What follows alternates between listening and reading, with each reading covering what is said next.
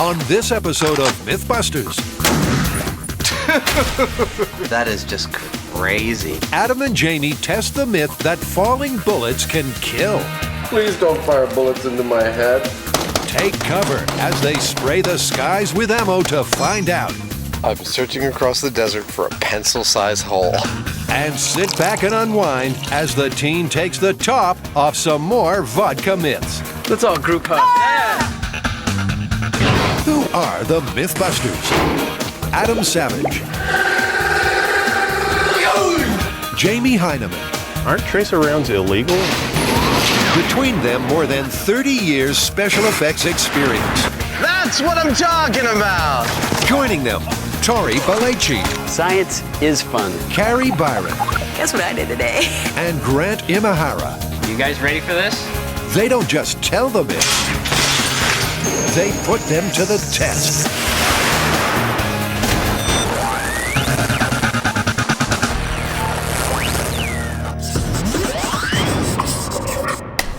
What do we got? This one's another one of those myths that everybody's heard of, and that is that if you fire a gun straight up in the air, that the bullet, after it's done its thing and gone all the way up there, is going to come down with lethal velocity. If it hits you, it'll kill you. This is the kind of thing that happens on the 4th of July or some type of celebration. Someone pulls out their gun to add to the festivities, and the bullets rain down on society and innocent bystanders, thinning the herd. That's it. They're talking about when celebrations really go off with a bang. When revelers get fired up and start firing up. They think it's harmless fun, but are they right? Or when the bullets come down, are they still deadly? To find out, they'll start with some in-shop simulations. First, they'll clock the terminal velocity of a falling bullet. Then they'll figure a way to fire bullets at terminal velocity to see what damage they do. And finally, they'll fire real bullets straight up to see what falling bullets do for real. So, step 1. To find out how fast a bullet falls, they want to know how high one goes. The question is, what height will a bullet go to when you fire it into the air? And to answer the question, what we were thinking was to correlate the density of ballistics gel with the density of air. Huh. Jamie doesn't seem entirely convinced, but Adam's adamant. So he plows on alone. He knows that 1 cubic centimeter of air weighs 1.2 milligrams. But what about ballistics gel? Look at that. That is so beautiful. At 1 gram, ballistics gel is 650 times more dense than air. So by my theory, if I'm correct, if we fire a bullet into ballistics gel and it goes 1 foot, then it would go 650 feet in air. Knowing that bullets travel a lot further than that, Adam mixes up a record-breaking batch of ballistics gel. An 800-pound batch, to be precise. This is by far the most ballistics gel we've ever cast in a single lot at one time. Let's hope he's got this right. I don't know if we're going to end up using them all. I hope that we're going to end up using them all because I would have hated to have cast this up in vain. Next morning, the guys decamp to the police firing range, along with a half a ton of ballistics gelatin, which they arrange into a 16-foot-long block. After mixing up all this lot, Adam set his sights on some gun fun. Hey, given that you're always shooting, you mind if I take these shots? Firearms instructor Sergeant Al Normandy is on hand to keep an eye on the experiment. First up, a 9mm pistol. Magazine's out, slides locked back, we're safe. Go ahead and proceed forward. Let's take a look at it. Look at this, it's beautiful. The slug made it all the way to the 3rd block. Look at that, there it is, 5 feet in. According to Adam's theory, that's equivalent to 3,250 feet in air. Now for the 30-06, some serious firepower.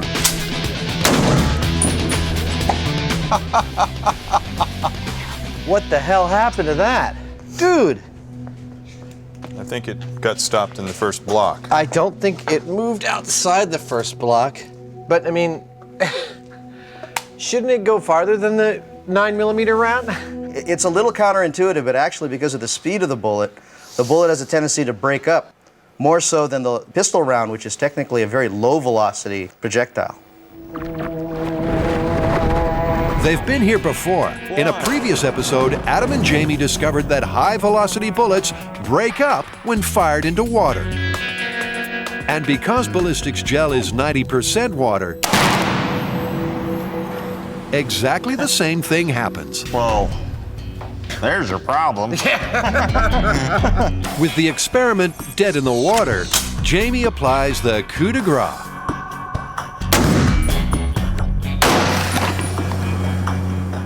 Oh, that is just crazy.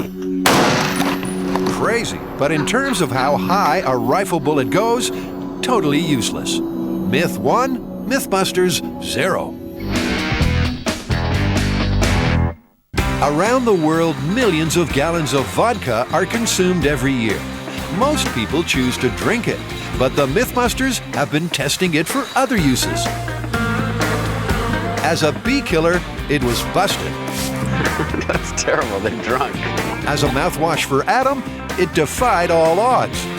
Not that bad. It even removed the cheese from Adam's feet. And it rose to the occasion by freshening up the smell of a chain-smoking jacket. So this is the better smelling one, right? And it's the one that we sprayed vodka on. And if it's gonna help it, just pour it on there. First up, can vodka combat poison oak? Well, we've grabbed our passports and crossed the Golden Gate Bridge, the home of our sound recordist, who lives on the frontier of West Marin. And our search is for poison oak. Why poison oak? It's another vodka-related myth. Apparently, if you pour vodka over an area that's been affected by poison oak, it will remove the urushiol oil and prevent you from developing a rash. Tori's drawn the short straw. Ironic, isn't it, that I'm protecting myself from poison oak just so that I can rub it on my arm later? Well, you don't want it everywhere. Looking more like Ghostbusters than Mythbusters, Tori prepares to take one for the team. This? Okay. Oh, see how it glistens with Get poison? the scissors. So you guys sure that's poison oak, right? Yeah, it's got the 3 leaves. It's that beautiful dark green color. Carrie's ruled out of this rash myth as she's been dangerously allergic to poison oak since childhood. What are you trying to do, get enough to make a salad? According to some, chewing poison oak protects against its effects. Others say it will make you very, very sick. So, what's the toxic ingredient? And what makes them painful is the urushiol oil, and that's the active ingredient that causes an allergy in 90% of people. Remember that figure, 90%.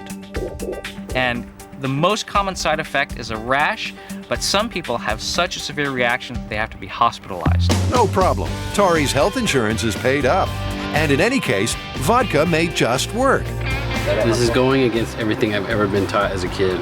It's like boggles my mind. His arm is divided into 3 sections, and the poison oak is applied. It's okay. It's not like you've never had a rash before. That's right, that was that time that you and I were hanging out, and you gave it. Okay, so In section 1, they use an orthodox remedy, a commercial balm. rub it in. It cleanses and decontaminates skin by removing the invisible oils. Now for the vodka, which they pour over a separate section of skin. The middle section is left untreated as the control.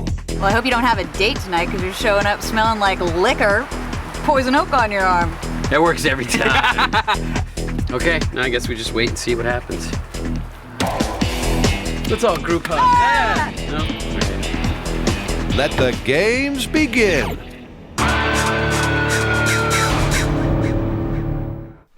In the myth that bullets fired up can kill, Adam and Jamie have been trying to find out how high a bullet can go. Oh, that is just crazy. Their first experiment drew a blank, so it's back to the drawing board. Well, that was a good waste of time. I mean, we didn't really get any useful data at all from firing a bullet into the ballistics gel. No. I mean, The faster the bullet, the more the gel resisted, just like water. Well, we might have busted out experimentally, but there are computer simulation programs that can give us the figures on a vertically discharged bullet. And here's what we got. A 30-06 bullet will reach a maximum height of 10,000 feet and take 58 seconds to make its round trip. A 9mm bullet will reach a maximum height of 4,000 feet and take 37 seconds to make its round trip. Well, that's certainly high enough for it to reach its terminal velocity on the way down on both bullets. So all we need to do is find out what that is. Terminal velocity is the maximum speed at which an object can fall through the air. It's reached when the force of gravity is matched by the force of wind resistance, at which point the object can't go any faster. To find the terminal velocity of a bullet, Adam builds an acrylic wind tunnel. He fires a high-speed jet of air from below and inserts a wind speed meter at the top. Everything's set. The way this wind tunnel measures the terminal velocity of a bullet is when I put a bullet into this tube and I get it to a point at which it's stable and it floats in the tube, I know that is this. I'm equaling the bullet's weight and mass with the air pressure below it, and that speed that I get on my wind speed indicator is exactly the speed at which this bullet will fall if it's falling through the air. First up, a 9mm bullet. It takes some adjustment to find the right wind speed, but Adam soon dials it in and he's in business. Look at that! It was pretty consistent. I see on the wind speed indicator I've got here, it's just almost exactly 100 miles an hour. That's how fast this thing would be heading towards you if it fell from the sky. So now I got to do the other bullet. This is a 30-06 bullet. Longer, but close to the similar weight. Look at that! This wind tunnel demonstrates absolutely that the terminal velocity of both the 9mm and the 30-06 is just about 100 miles per hour. Now, this wind tunnel also demonstrates really clearly that their most stable way of falling is on their side. And that's their stable speed. That's the speed they're going to hit you at. 100 miles per hour is about 150 feet per second. That sounds pretty quick. But is it quick enough to kill? Now that I've determined that, next up is to build a device that will fire these at exactly 150 feet per second, fire them into some human head analog, and see if they're in fact lethal at those speeds. Human head analog. On this show, that only means one thing. Jamie, Yeah? please don't fire bullets into my head. It's only got one ear, though. We don't need ears for testing the lethality of bullets at terminal velocity, man. A pig's cranium is harder than a human's, but it's close enough. And don't worry, as always on the show, Adam and Jamie got these at the slaughterhouse. Now, they need a way of firing bullets at just 150 feet per second. So Adam takes some aluminum piping, a high-pressure air hose, and a 9mm bullet. Simple, but dangerous. So don't try this at home. I think you might have put a dent in your door. That would have hurt. In fact, I wouldn't want to get hit in the head with that. I know that. I mean, that could potentially do you harm. Sounds encouraging, so Adam goes into production. He makes 2 high-pressure pea shooters, one each for the 9mm and 30 caliber bullets. Both consist of an aluminum barrel with a solenoid valve plumbed into one end. He'll fire through a chronograph, which measures in feet per second, so he can tune the velocity until it matches a falling bullet. Once again, Sergeant Normandy's there to lend a hand. First up, the 9mm bullet at 120 psi. The gun is loaded, prepare to fire.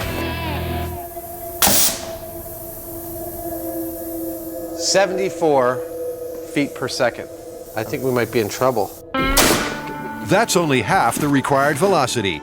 But for once, a policeman is there when you need one. Do you think you have adequate seal on the pneumatics there? Oh, you mean if I taped it up, I might get that much more? Might get a little bit more improvement just from making sure that nothing's escaping. To ensure a snug slug, Adam tapes the bullet and the breech for round 2. Ready? Prepare to fire.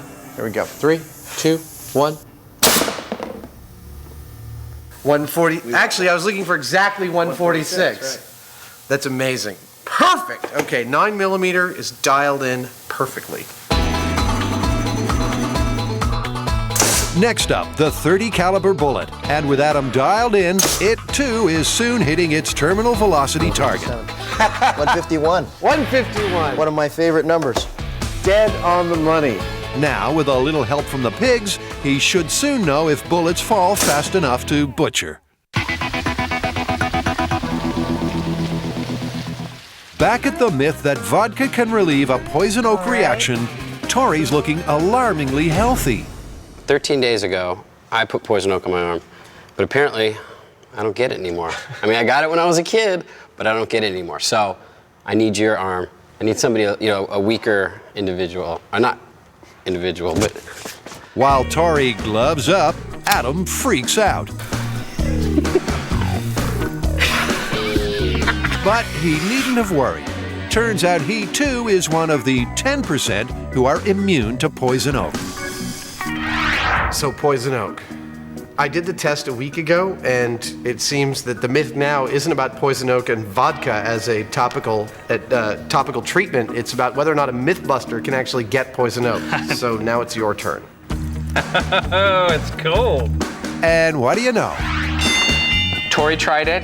Yeah. Adam tried it. Yeah. And now 2 weeks later, I have no rash. But you were allergic. They've tested the leaves at a lab, and it really is poison oak. Seems like MythBusters is hosted by mutants. So how about the crew? We have got to get a result on this one. There's just no ifs, ands, or buts about it. So we're going to have to test it on 3 people this time. Hopefully, one of them might possibly be allergic to poison oak.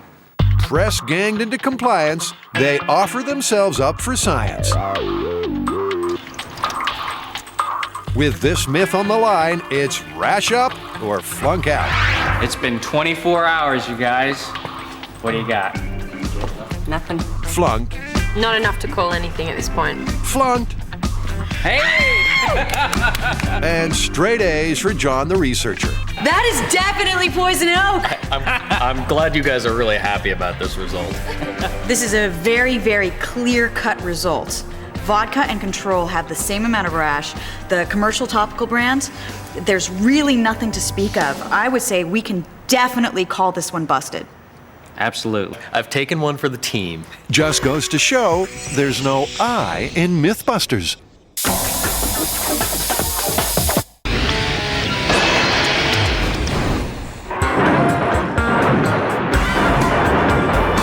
Firing guns in the air can be bad for your health, or at least that's the myth. If it's true, these cowboys should be wearing helmets, not hats, because falling bullets can kill. Adams found a way to fire bullets at their terminal velocity, the speed at which they would fall if fired straight up. Now he's planning to take a pot shot at some porkers. Look, and they come with these handy targets. Right on cue, the FBI arrives in the shape of Frank Doyle Jr. Sounds good to me.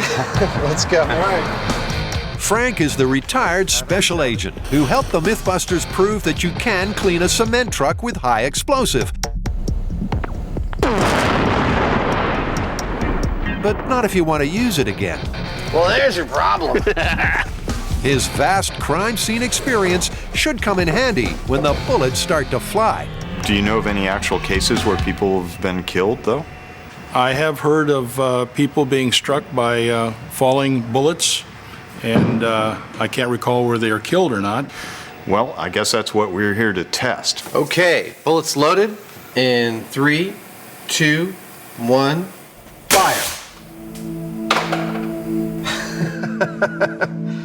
Well, that bounced right off of him. The high speed confirms that the bullet was traveling at about the right speed. This bullet was traveling at 166 feet per second, just slightly over what its terminal velocity would be, slightly faster. Still didn't even really break the skin. That would have been a real owie. It definitely would have been nasty, but that's not a lethal hit. So once more into the breach, this time with a larger .30 caliber round. 30-06 bullet in 3, 2, 1.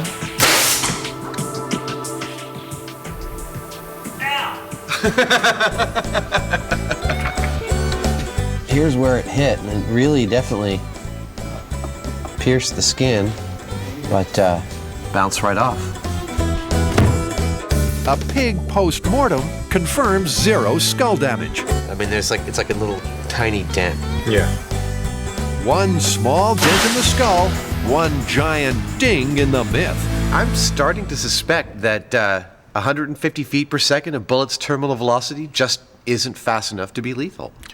Yeah, it's a little confusing. I mean, I've seen news footage where people have been killed by falling bullets, but our data doesn't show it. Well, I've got a great thing here. The researchers have found us an expert. He's a doctor at Stanford University, and he is also an international expert on falling bullets. I think we should go talk to him and see if he can resolve some of our conflicting data for us. Let's do it.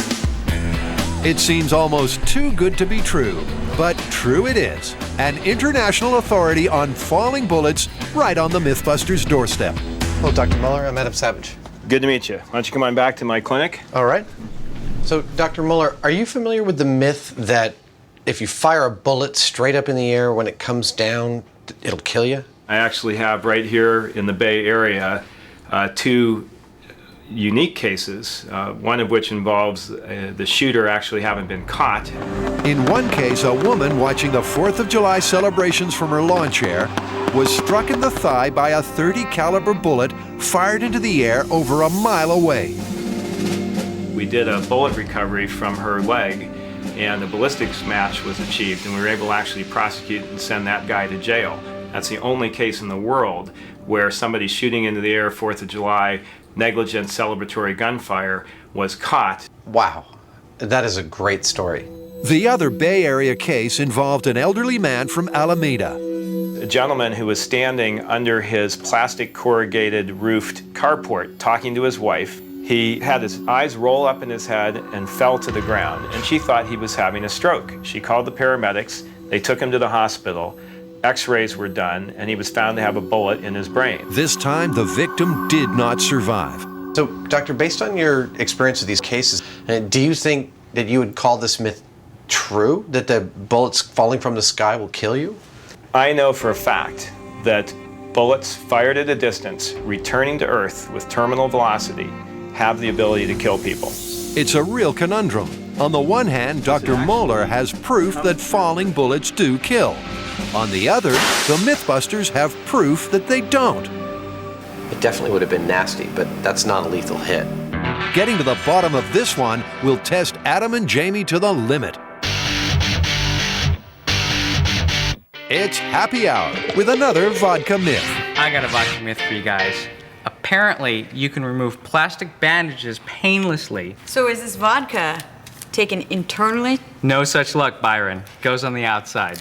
The vodka acts as a solvent, dissolving the adhesive.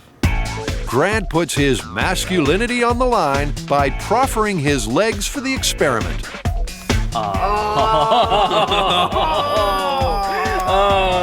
That's gonna suck taking it off. The plan is to soak one bandage in vodka. The other will be the control. Pain will be the judge. Oh, it's cold. Whew. Iron Man Imahara grits his teeth. Maybe the vodka will act as a local anesthetic. There are girls at Swiss finishing schools rougher and tougher than Grant. How do you want to do this? Do you want to just go quick, or should we go slow? I don't know. What is traditionally more painless? Quick, huh? We'll do the rip. All right, dude. You ready? Wait! Wait! You gotta brace yourself? Well, yeah. You want a mouthpiece or something? You ready? Okay, go for it. Fast. Ready? 1, 2, 3. If you wear a hearing aid, remove it now.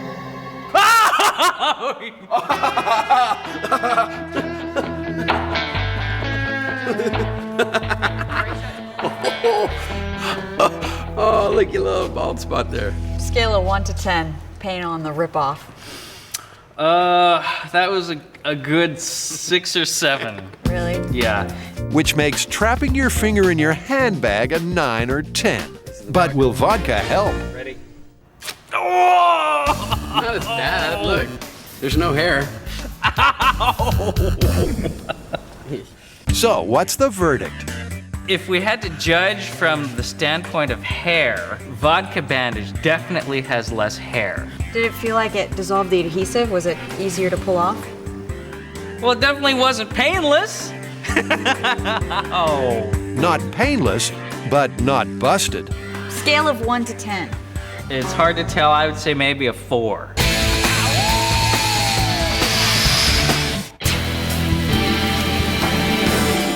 The MythBusters are investigating the myth that celebratory gunfire can kill when the bullets fall back to earth. A doctor at Stanford showed Adam cases that seemed to confirm the myth. But shop tests showed bullets fall on their sides, too slow to kill. So, where next? Dr. Muller actually came up with some pretty compelling evidence that contradicts our results. No, he showed me x-rays of people with bullets in their head and their legs and proof that those bullets had been fired by guns during 4th of July celebrations. But here's the thing. Those bullets had been fired from guns over a mile away from where they landed. And that means they were not fired straight up in the air. They were fired at an angle, and they were maintaining their ballistic trajectory. According to the medical evidence, the most lethal falling bullets aren't exactly falling. A bullet fired up at an angle stays spin stabilized and on a ballistic trajectory, returning to Earth point down at a high terminal velocity. But what about bullets that are fired straight up? That's the question. Let's be clear about this. This myth is about firing a bullet straight up in the air, vertically, and then having it fall, like truly falling, straight back down. And, you know, if our shop tests are to be believed, that bullet is not going to be lethal when it comes down. But when have we ever been satisfied with simulations? Even though it's going to be really hard, I think it's time to do this for real and go out to the desert. Then we get to see if what we find out there matches the test we did in the shop. Road trip.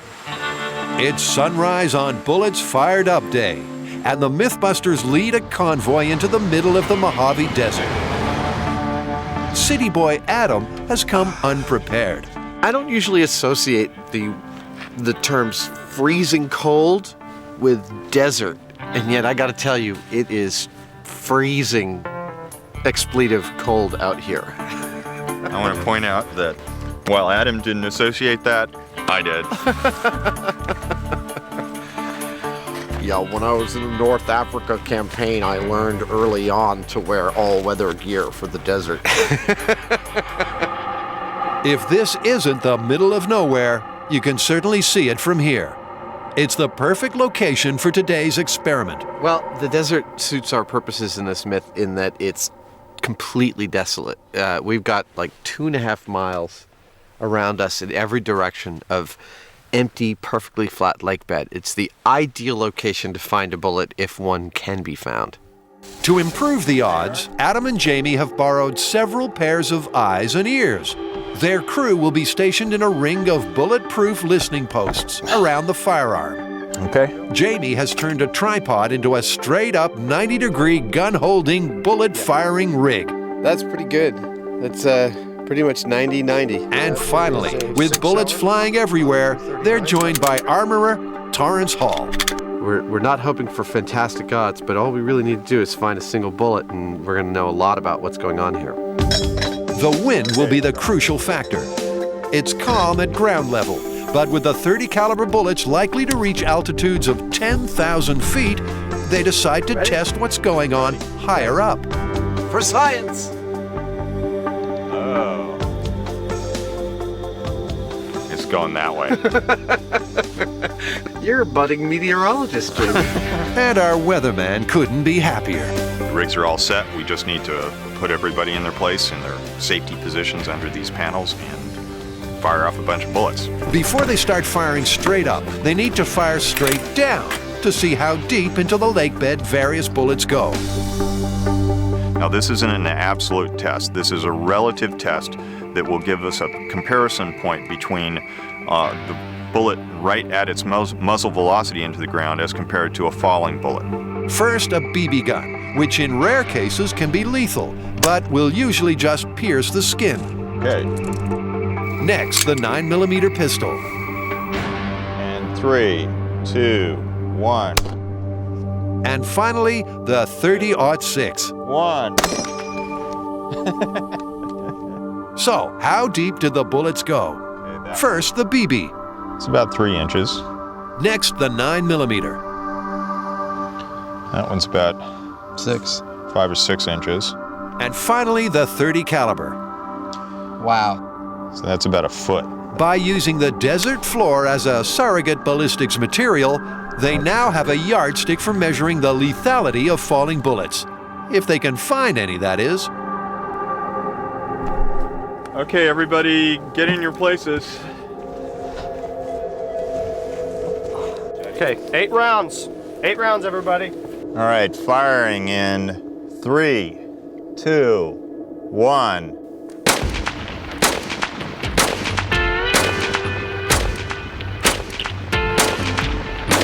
One clip on its way up. Ears out. And 39 seconds later, touchdown. 1. 2. Hit. You heard one that way, Jamie? Yeah, I heard like 2 or 3 out there. Now, all they have to do is find them. So you guys heard several out this way. We heard a couple out this way. Why don't you take your camera crew that way? We'll take our camera crew this way. So that makes a half a lake bed each. This could be harder than they thought. I'm searching across the desert for a pencil-sized hole. Time for another shot of vodka. The myth is that you can make an ice pack from vodka and water. What I'm gonna do is try that. You take a half a cup of vodka and a half a cup of water. I guess they think I get hurt a lot, so it'd be a good idea for me to make this. If it doesn't work, well, I could always drink it and I won't feel the pain anymore. Vodka freezes at a lower temperature than water. According to the myth, that's the key to making an ice pack that can be wrapped around an injured limb. It's good. Water freezes at 32 degrees, vodka at 16. Mix them together and you get a colder than ice pack that's still malleable. Or that's the myth. And that's that. All right, so the vodka ice pack has been in the freezer overnight. I'm gonna pull it out and see what it looks like. Hey, look at that. It actually works. The vodka has prevented the water from freezing solid, leaving a cold but flexible ice pack. You know what, this could actually work as an ice pack. It's pretty cool. One thing I'm noticing though, it's melting faster than I think the commercial ones are. To properly test the myth, Tori wants to monitor the performance of the vodka ice pack against a commercial one. So I have 2 thermometers and they're both calibrated the same. I'm just going to wrap the ice pack around them. I will leave it here for 20 minutes because that is the suggested icing time. Otherwise, if you go too long, the person might get frostbite. All right, and here we go. Vodka pack is 17.6 degrees Fahrenheit. That's just 1 degree above vodka's freezing point and 15 degrees below the freezing point of water. The commercial ice pack is 14.5 degrees Fahrenheit at its start. Over the first 10 minutes, the commercial ice pack stays coldest by several degrees. But at the quarter-hour mark, the vodka's made up ground. And when they cross the line, it's a photo finish. The vodka ice pack is now at 19.4 degrees Fahrenheit. With just 1 degree of separation. And the commercial ice pack has warmed up to 18.3 degrees Fahrenheit. Overall, your commercial ice pack performed better than the vodka ice pack. But I mean, in a pinch, a vodka ice pack, I think it would work really well. I'm pretty surprised how well it performed. So, you know, vodka ice pack confirmed. Once you're done, you have a vodka slushie that you can drink.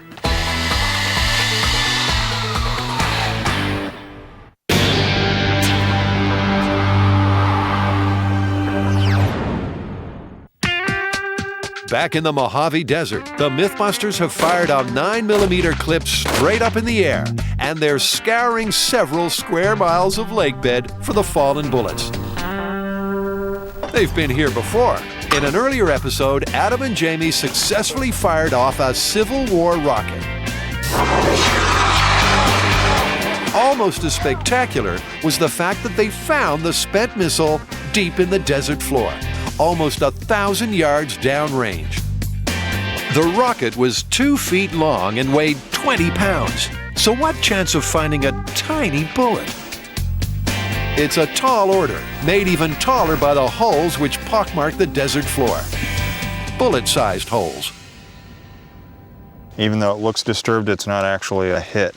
This could take a month of Sundays, and they've only got until sundown.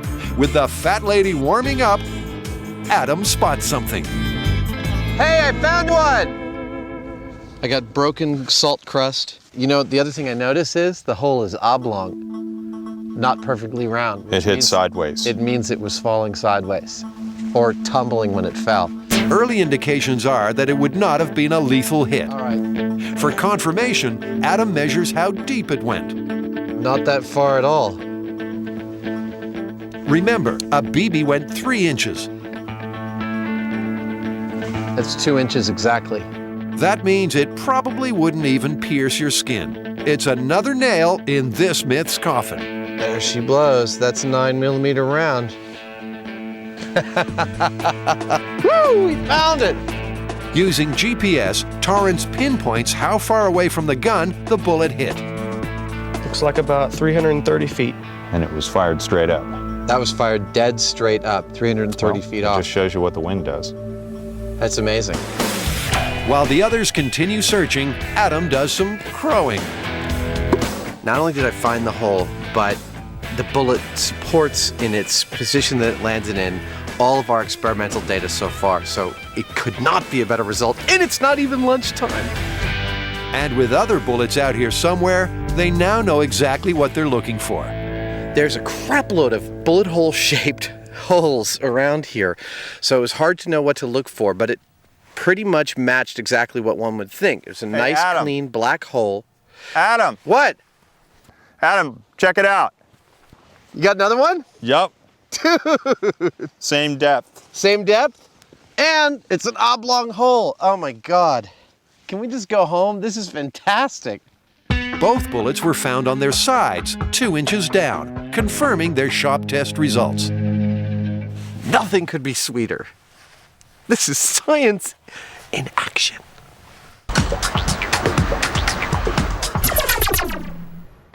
One for the road, a final vodka myth. What's going on? You got vodka, I see water filters. What are you making, Grant? Well, the myth is you can turn low-end vodka into top-shelf vodka with 6 filtrations of a domestic charcoal water filter. Here we go. Dude, if this works out, you might be able to start a little company of vodka producing. Huh? Grant Vodka. Grant Vodka. I'd buy it. Sweet. So, is the only difference between a top-shelf vodka and a bottle of rot gut really just filtration? To find out, they're planning a taste test and some laboratory analysis. Okay, here's the 6th and final filtration. Now for a double-blind test, and Grant's assembled a panel of top-shelf tasters. Expert number 1, Anthony Dias Blue, Executive Director, San Francisco World Spirits Competition. The characteristics of a good vodka are clarity, purity, and texture. Expert number 2, Jamie Heineman, degree in Russian literature. Expert number 3, Carrie Byron, former undercover martini tester. The rules are simple. Each judge gets 8 shots of vodka, 1 from each of the 6 filtration stages, and an expensive top-shelf brand. The cheap, unfiltered vodka will be the control. Their task is to rate them from worst to best. Anthony Dice Blue, are you ready? I'm ready. These samples have been prepared and randomized. Even I won't know which is which until the very end.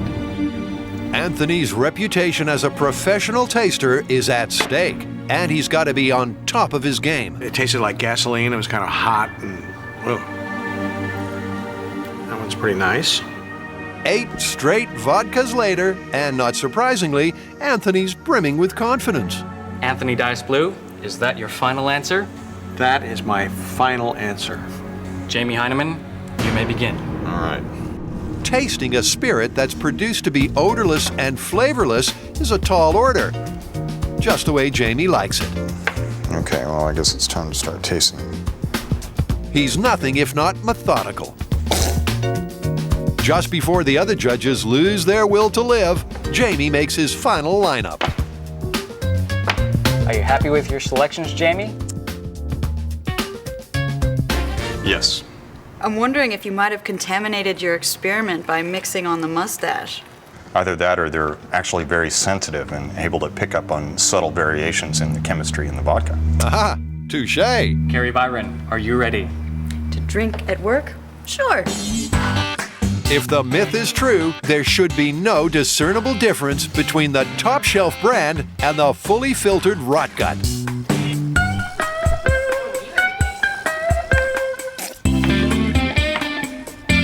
I think I could go with this. Okay, you're sure about this? No, not at all, but I'm going with it. All right. So, what are the results? Carrie's worst. What's the top shelf? Third filtration. Not the best of starts. Carrie's second worst. The top shelf. And she flunks out in 2. Third to best. The control. I guess I'm a cheap date. Now we know what Carrie likes. With cheap and cheerful Carrie eliminated, it's over to the Mythbuster with the mustache. Mr. Heineman, are you ready? I'm ready as I'll ever be. Here I go. Jamie's second worst. The control. It's not bad. That's very good. Well done. Second best is fifth filtration, leaving the top shelf. You did really good. I guess I did good. Cool. Jamie pretty much nailed it. So finally, it's over to the pro. Anthony's worst, the control. Lower shelf vodka. Yeah. Perfect guess. Second best, spot on. Sixth round filtration, And first place, the top shelf vodka. You did good. Very good. Not bad. in fact, Anthony called it exactly right. Well, congratulations, Anthony. Looks like we got the right man for the job. Your reputation is intact. Well, I'm relieved. I mean, as you say, I can keep my job now. So, how about the myth? Still standing or slumped over the bar? Passing a low-end vodka through a filter will make it better, but it won't make it a top-shelf vodka. Let's give the last word to science. Can filtration turn a cheap and cheerful vodka into a top-shelf drop? Dr. Byron has the laboratory data. So, doctor, were you able to turn cheap vodka into good vodka by filtering it? Well, actually, I just got the lab results, and the gas chromatograph showed that there are really absolutely no difference in chemical composition between the filtered vodka and the low-end non-filtered control vodka. So it's probably cheaper just to buy the good vodka than actually going and get water filters and filtering the crap vodka. Yeah, so I'm calling this busted. Good job, doctor.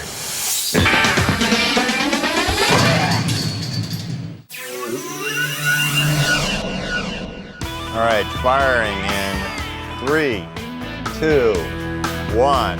Back in the Mojave Desert, the Mythbusters have been firing 9mm bullets straight up in the air to see if they're lethal when they fall back to Earth. Both the bullets they've found fell sideways at a non-lethal velocity, confirming Adam's wind tunnel shock tests. Now it's time for the 30-06 assault rifle. The 30-06 may be another kettle of fish because this fires a bullet about 2.5 times as far. Even with a 9mm, it was going 300 feet away. So, we could have this one be, for all I know, a mile away by the time it gets all the way up there and back down. Okay, we're set? I'm ready. Okay, safety's going off. Weapon is hot. They fire off 8 rounds, but nobody hears anything land. Ears off. Did anybody hear anything? No.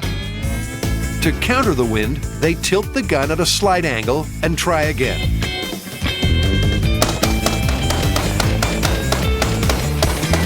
40 rounds later, and they're still drawing a blank. All right, did anybody hear anything? Nope. Damn it. With no clues as to the landing spot, the search proves fruitless. Adam, have you had any luck finding 30-06? No. I think we got super crazy lucky on the 9mm. The clustering was incredible, and the crew has just been astounding.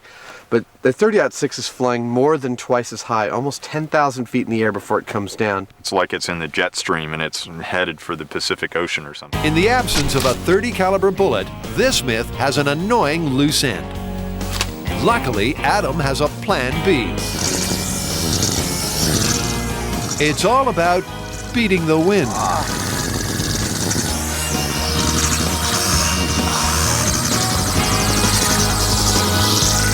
He's built a rig that will simulate bullets falling at their terminal velocity after being fired straight up. A remote-controlled device will drop the bullets from a balloon flying at 400 feet. How do I know that if I drop my bullets from my balloon at 400 feet that they'll be falling at their terminal velocity? It's really simple math. Gravity pulls everything towards the Earth at an increasing rate of 32 feet per second per second. That means that every second an object falls, it's increasing in its speed by 32 feet every second. From 400 feet, they'll hit their maximum speed of 150 feet per second just before they hit the ground. And this time, the guys will know exactly where they've landed. All right, I think this is pretty good. Yeah, the altimeter says we're at a beautiful height, about 140 meters, which is just about 400 feet. Okay, well, the EMTs are standing by in case we get hurt. All right, everyone's got their hard hats on? All right. Give us a countdown. 3, 2, 1. Oh, they dropped beautifully.